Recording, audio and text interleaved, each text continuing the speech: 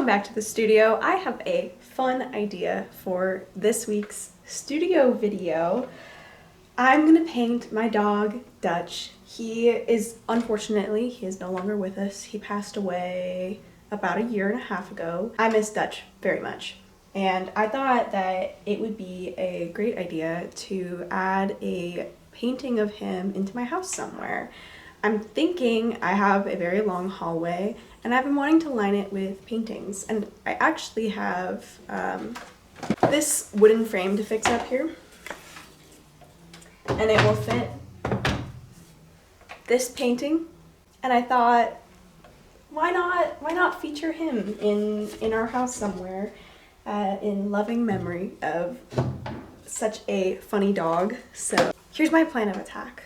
I want to make a painting that is really classic and lovely and feels like it just fits in with the other things I have in my house. I was thinking of taking inspiration from Victorian hunting dog portraits. I think that they're so sweet and they always tell a story and they're just beautiful in general. I like that style of dog portraiture. And especially with the oil paint, there's always so much depth and dimension.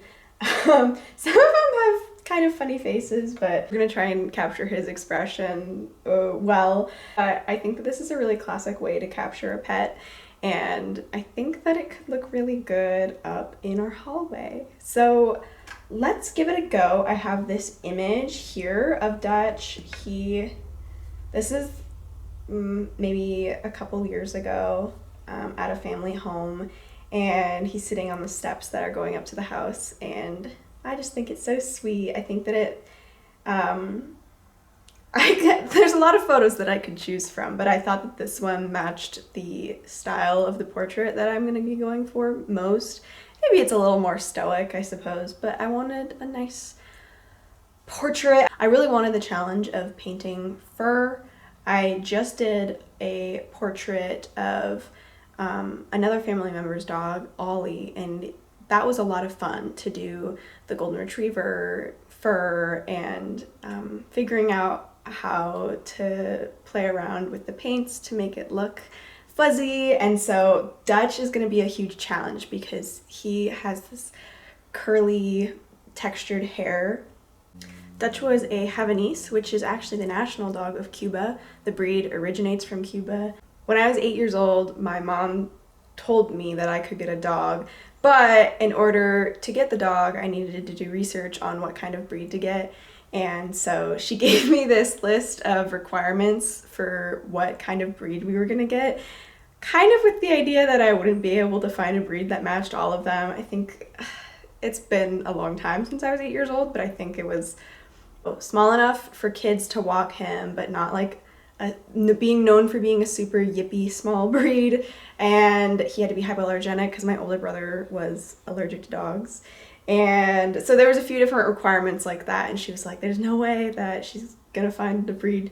But I was very animal focused as a child, and I collected animal encyclopedias and I found the perfect breed, and that breed happened to be the Havanese. And truly, Dutch was an amazing dog. He was just so funny, and I swear he could make every facial expression under the sun, and he would just make me laugh every day. No, I don't think I've ever painted him before, which is a shame, but I think it's about time that I do. I'm really excited about this one. I feel like I'm gonna just sit and really take my time with this portrait and try and make it into what I have envisioned in my head. This is just an excuse for me to stare at pictures of my dog all week long. On my channel, I've either done landscape paintings, which I do start from a white canvas and I do the underpainting and I go through the whole process with you. Or in the studio, I've done a few paintings where I already did the first half of the painting, maybe a couple months ago, and then I came in and I finished it for the video. So this will be the first time that we are in studio and starting a portrait from beginning to end here.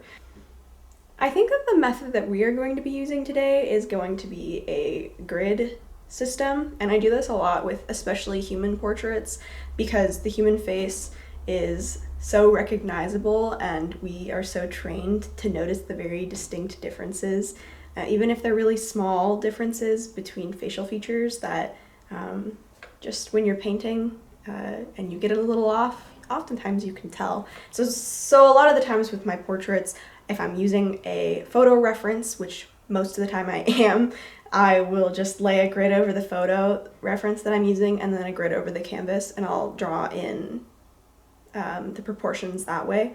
And it might be a cheat code, but I'm not above that. I'm okay with using that. It just helps me get the proportions quicker. And so it's a really great tool to use, honestly. The other option is just going in with the underpainting and spending a lot of time paying close attention to the relationship between the different shapes that I'm painting. And there's a part of me that thinks that that could be really good for this painting, but I also just want to get this specific portrait really right when it comes to the proportions, because I'll notice if his little face is off. So the one danger with using a grid system to get the proportions down correctly is just that it can end up looking stiff sometimes if you're not careful. So we're just going to pay a little bit closer attention to what kind of brush strokes we're using, what direction we're using them in, to make sure that even though I might get the proportions down correctly, that everything else is also falling into place together and melding and making it feel alive and making it feel like it's a little dog on the canvas and not just like a really stiff photocopy, you know? It's the difference between painting a photo from a photo versus making a painting using a photo as reference. I will try to show you exactly what I mean by that throughout this process.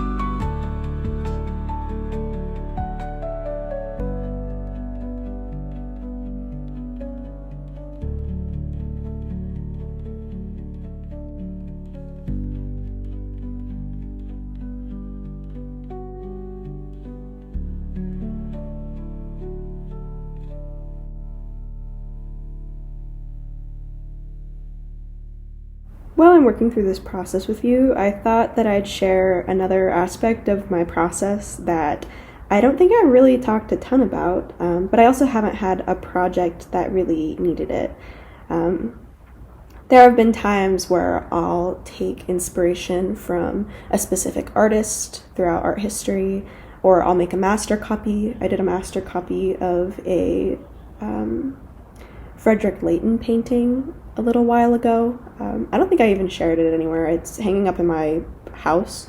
But I made that master copy, and then I made a painting of my husband that took inspiration from it to apply the things that I learned during that portrait into a painting of my own work, and to see if my skills had improved since doing that master copy. And it was a whole fun experiment, actually. And anyway, if I'm doing something like that where I am painting something from history and I just need a little bit more context on who the artist was or what the movement they were operating within is, I'll do a little bit of research and just have a little bit more of an educated approach to the paintings that I'm taking inspiration from. And I just think it's fun, honestly, first and foremost, to do that kind of research and to be informed. But also I think that it adds depth to the work that you're doing, understanding the context in which you are painting. So for this portrait, I aesthetically was taking inspiration from hunting dog portraits from the Victorian era because I just think that they're beautiful, you know? But for fun, I thought that I would share with you some of the other research that I did into just the history in general of dog portraiture and the symbolism of painting a dog and all of that. So by no means am I the expert in this field. This is basically just a light skimming of the internet to provide a little bit more context for my own personal fun. So, you know, take all this with a grain of salt, but I thought that it would be fun to share with you a part of my process and a part of how I go about choosing what painting to do and all of that. So it was not a huge shock to me when I did a little bit more research into this and found that these portraits were a symbol of your status. If you had the means to take care of a dog, if you had the means to own hunting dogs specifically, it meant that you had the time and the money to go hunting for leisure. And you also had the money to care for an animal, feed them, house them, all of that. Historically, in paintings, dogs can symbolize guidance, protection, loyalty, fidelity, faithfulness, alertness, and love. I remember in college studying the Arnolfini Wedding by Jan van Eyck. This painting is a wedding portrait, and I remember going through all of the details, like the colors, the symbolism behind the reflection in the mirror. She appears to be pregnant, even though this is their wedding portrait, which I remember my professor saying that it was probably more as a symbolism of their impending fertility. But I also remember going over the little dog that's in the foreground, and this is an example of a dog symbolizing fidelity, the faithfulness between a husband and a wife in portraiture. Also in my research, I found some even farther back historical references to the human relationship between dogs, like in the Bhimbetka rock shelters in India. There's a 9,000-year-old depiction of a human walking a dog on a leash. And the Greeks and Romans, a little later, highly revered dogs and kept them as pets. The Cave Canem mosaics are their version of a beware of dog sign. Cave Canem actually translates to beware of dog. So there's a few different examples of these beware of dog signs that came up in my research from Pompeii. All right, drawing our attention back to the 19th century, in 1838, Sir Edward Landseer painted this painting, which it is titled A Distinguished Member of the Humane Society. And this is a dog who was named Bob, and Bob was found in a shipwreck off of the coast of England. And making his way to the waterfront, this dog lived, I think, for 14 years, and over its lifespan saved 23 people from drowning.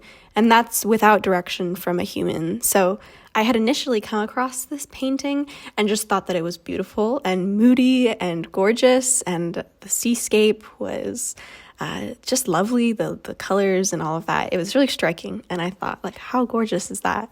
But then it just so happened that it came along with this really touching story of this dog as a hero and saving all of those lives.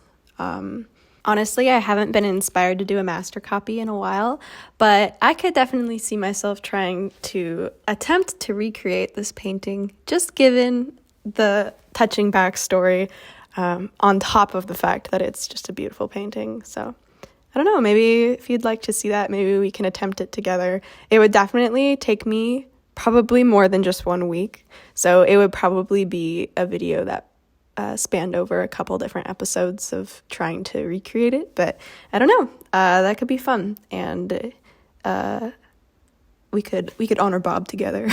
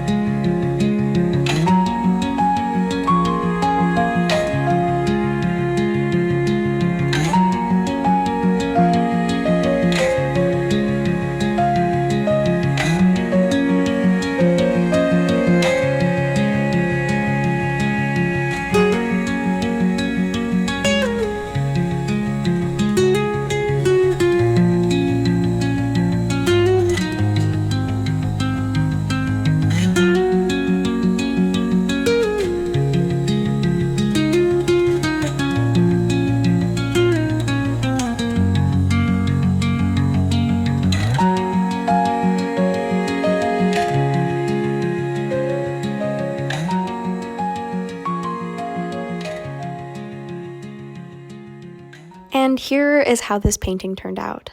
I feel like I've been making videos on a week-by-week basis, which means that I'm going through the painting process pretty quickly.